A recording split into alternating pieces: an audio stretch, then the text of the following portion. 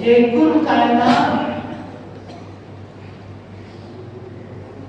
আল্লাহ তাআলার হুকুম, আল্লাহ তাআলার বিধান মতো চলছে। আমি মানুষ হিসেবে আমার জীবনও একমাত্র হুকুম চলবে কার? আল্লাহ। ইনিল হুকুম, বাকিটা বলেন না, ইনিল হুকুম ইল্লা লিল্লাহ। একটু এই ছোট ছোট কথাটি মনে রাখা ভালো।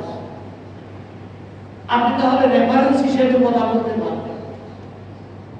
হুকুম তো বুঝেন, হুকুম হুকুম বুঝি না আমরা? আদেশ। হুকুম অর্থ কি? আমি তোমাকে হুকুম দিচ্ছি,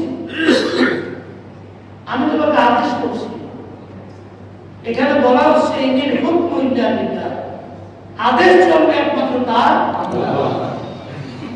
এই একটা আয়াতের বুঝ যদি গোটা উম্মার পরিষ্কার হয়ে যায়, তাহলে কিন্তু সত্যিকার অর্থে উম্মার জীবন পরিবর্তন হয়ে যাওয়ার কথা ছিল। বরং যুগে যুগে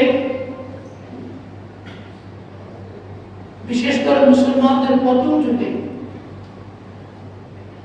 আমরা আল্লাহর এই হুকুমকে বাদ দিয়ে আল্লাহর হুকুমের প্রথম যে ঘোষণা কিতাব, সেই কিতাবের নাম কি?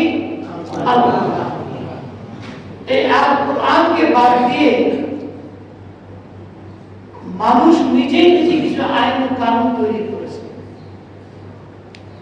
যে আইন ও কানুন মানুষ তৈরি করেছে, আল্লাহ পাক বলেছেন যেখানে আল্লাহ হুকুম দিয়েছে,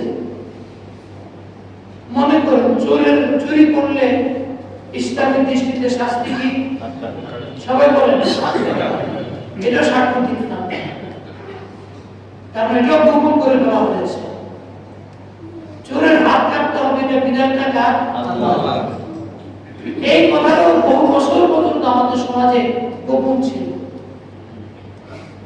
কি বলেন, ঠিক কিনা? আচ্ছা, চোরের হাত কাটা গেলে আমার মসজিদে কোনো মুসলিমের হাত কাটা যাবে না, কারণ আমার মসজিদে এমন কোনো চোর নাই আর এত পরিমাণ চুরিও করে নাই তার হাত কাটতে হবে। হাত কাটা যাবে বাংলাদেশের খুব বেশি হলে 10-15 জনের। ওই 10-15 জনের হাত কাটলে বাকি ছোট ছোট চোর যেগুলো আছে ওগুলো এমনিতে ঠিক হয়ে যাবে। আর ঠিক না হলে অর্থনৈতিক কারণে যদি চুরি করে, অভাবের কারণে চুরি করে, তাহলে ইসলামের বিধান হলো যে তাকে লঘু শাস্তি দিতে হবে এবং তাকে পুনর্বাসনের কি করতে হবে? ব্যবস্থা করতে হবে, যেন সে আর চুরি না করে। এখন বুঝতে পারছেন চুরির আইনটা? ততক্ষণ পর্যন্ত চুরির আইন কার্যকর হবে না যতক্ষণ সমাজে অভাব থাকে। আগে সমাজকে দারিদ্র মুক্ত করতে হবে, এরপর সমাজের ভিতরে আমদানি বোঝদারি বিধানগুলো কার্যকর করা হবে। কিন্তু ইসলামের দুশ্মনরা, আমাদের প্রতিপক্ষরা বলেন ইসলাম আসলে হাত কাটা দেবে, আর ইসলাম আসলে হাত কাটা দেবে। হাত কাটার বিধান তো আসছে মদিনায় যাওয়ার পরে, আল্লাহ রাসূলের ইন্তেকালের মাত্র 2 বছর আগে। তাহলে 21 বছর বয়স, নবুয়তের 21 বছর বয়স। যতদিন না পর্যন্ত মানুষের অর্থনৈতিক সমস্যার সমাধান না হবে, ততদিন পর্যন্ত হাত কাটার বিধান চালু করা যাবে না। এই যে বিষয়গুলি আপনারা মানুষের কাছে পাওয়ার জন্য না পৌঁছায়। আচ্ছা, বাংলাদেশে যদি বড় বড় 5-7 জনের হাত কাটা যায়, যারা মনে করেন এই মুহূর্তে দেশ থেকে পালিয়ে গেছে, যার মধ্যে মনে করেন ব্যাংক ডাকাত, নাম কি? ও, নাম মনে আছে আপনারা? ব্যাংক ডাকাত যে 1,26,000 কোটি টাকা ডাকাতি করেছে। তো যাই হোক, এত লক্ষ কোটি টাকা যে ডাকাতি করে ব্যাংক 5টা ব্যাংকের রাস্তায় বসিয়ে দিয়েছে। এখন এইরকম একটা ডাকাতি যদি হাত কেটে দেওয়া হয়, তাতে আপনার মায়া লাগে কেন? ও ডাকাইতে থেকে বেড়ে লাগে তাহলে মায়া লাগে কেন? বরং কথা বলে উচিত ব্যাংক ডাকাতদের কি করতে হবে, শাস্তির বিধান চালু করতে হবে। এখন বাংলাদেশ যে সরকার আছে, এই সরকার তো আমাদের থেকে পারমিশন নেয় নাই যে আমরা ক্ষমতায় গেলে হাত রাখবো। তারা কি করবে? তারা জনগণের সম্পদ ফেরত আনতে হবে, জনগণের সম্পদ জনগণের কাছে দিতে হবে। তো বলেই ফেলি, এই ব্যাংক ডাকাতদের কবলে পড়ে বর্তমানে ঘুরিয়ে ঘুরিয়ে চলছে একটা ব্যাংক।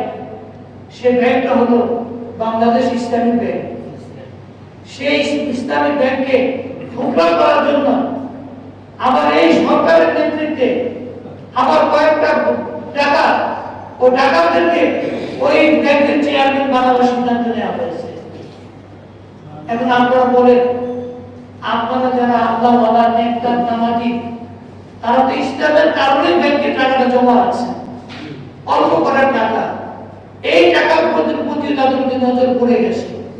আমরা আজকের আলোচনা শুরুতে বলে দেই, সরকারকে বলে দেই, সরকার আপনি ক্ষমতায় আসছেন ভালো, মাত্র 3 মাস সময় গেছে, এত তাড়াতাড়ি মাথা গরম করেন না, জনগণের আবেগের মধ্যে হাত দিয়ে না। 3 কোটি মানুষের ব্যাংক এটা, 3 কোটি মানুষের টাকা এখানে জমা আছে, কম আর বেশি। এটাতে হাত দেওয়া মানে আমাদের কপাল পুড়বে। আপনাদের কি হবে? কপাল পুড়বে।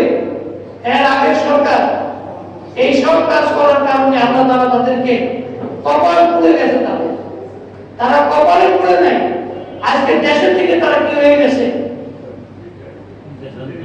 দেশান্তরী হয়ে গেছে। তা আপনারা এই কাজটা করেন না। আপনার হাজার অপরাধ করেন, জনগণ মাফ করবে, কিন্তু ইসলামী ব্যাংক বা ইসলামের উপর আপনার আঘাত আসবে, এটার জন্য কিন্তু জনগণ মাফ করবে না। ইতিমধ্যে প্রতিবাদ আরম্ভ হয়ে গেছে।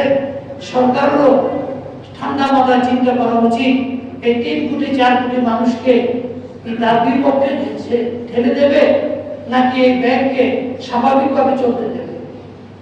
কারণ আপনাদের সবার, আমারও সামান্য যা আছে সব কিছু আমরা কি করি, ইসলামী ব্যাংকে রাখি, যে অন্তত ইসলামী ব্যাংকে থাকলে আমার এই আমানতটা কি থাকবে, নিরাপদ থাকবে। বাংলাদেশে হাজারো প্রায় 50-এর মতো ব্যাংক হাসপাতাল তৈরি করা হয়েছে, আরো অন্যান্য প্রতিষ্ঠান তৈরি করা হয়েছে এই ব্যাংকের সাদাকা পান দিয়ে বহু রকম লাভ, সামাজিক একটা পরিবর্তনের চেষ্টা করা হয়েছে। সেই হিসেবে এই জায়গায় আপনারা হাত দিয়ে না, দরকার হয় আপনাদের পছন্দ মোতাবেক, একজন পছন্দ মোতাবেক আপনাদের কাছে যে বেশি আল্লাহওয়ালা, যে ব্যাংকের আমানত রক্ষা করবে, এমন একজন নেক এবং ভালো মানুষকে বাংলাদেশ ব্যাংক থেকে এনে ইসলামী ব্যাংকের চেয়ারম্যান বানিয়ে দেয়, আমাদের কোনো আপত্তি থাকবে না। কি বলে ঠিক কিনা? আমরা চাই এই ব্যাংকের আমানত কি থাকুক, এই গ্রাহকের আমানত নিরাপদ থাকুক, এই ব্যাপারে আমাদের কোনো দরকার নেই। এই ব্যাংক কোনো জামাত ইসলামের ব্যাংক না, এই ব্যাংক কোনো আওয়ামী লীগের বিএনপির ব্যাংক না। এই ব্যাংক হচ্ছে বাংলাদেশের 18 কোটি মানুষের কি ব্যাংক। বলতে পারেন জামাত ইসলামের ব্যাংক তো কেন বেশি ভালোবাসে?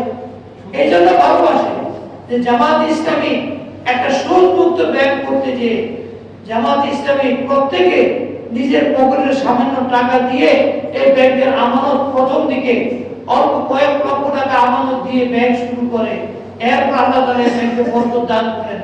এখন যার যায় সে বুঝে জামাত ইসলামের লোকেরা বেশি মহব্বত করেন কেন? যে সুদ মুক্ত একটা ব্যাংকিং আমরা এখানে করতে পারি, আমরা এখানে ঘুষ দেওয়া লাগে না, লক্ষ লক্ষ কোটি কোটি টাকা সেখান থেকে। যে গার্মেন্টস শিল্পের বলা যায় 32% সব কিছু ইসলামী ব্যাংক নিয়ন্ত্রণ করে। ইসলামী ব্যাংক বসে যাওয়া মানে গোটা গার্মেন্টস শিল্প কি হবে? বসে যাবে, হাজার হাজার লক্ষ লক্ষ মানুষ বেকার হয়ে যাবে। তাই এই ব্যাপারটা নিয়ে সরকারকে আমরা আহ্বান জানাবো, আপনারা বিষয়টা নিয়ে ঠান্ডা মাথায় চিন্তা করুন এবং এই ব্যাপারটা নিয়ে অযথা পরিবেশ ঘোলাটে করার চেষ্টা করবেন না। মানুষের জানমালের প্রতি চেষ্টা করবেন না, তাহলে আপনাদের ভাগ্যের পরিণতিও কিন্তু কি হবে, আগের দেশে আগের যুগে যেই পথে এই বর্তমান নৌকা যাবে কি সেই পথে। আপনাদের চাই না, আপনাদেরকে বড় মহব্বত করে আমরা ভোট দিছি আপনাদেরকে, কি বলেন ঠিক কিনা? ভোট মেজরিটি দিছি আপনাদেরকে, আমরা আশা করি তো দিছি আমরা। আমাদের আশার উপরে আপনারা কি করবেন না, ঘুরে বাড়ি ফেলবেন না আপনারা। তা আমি বলছিলাম শাহাদাত, এটাও একটা শাহাদাত।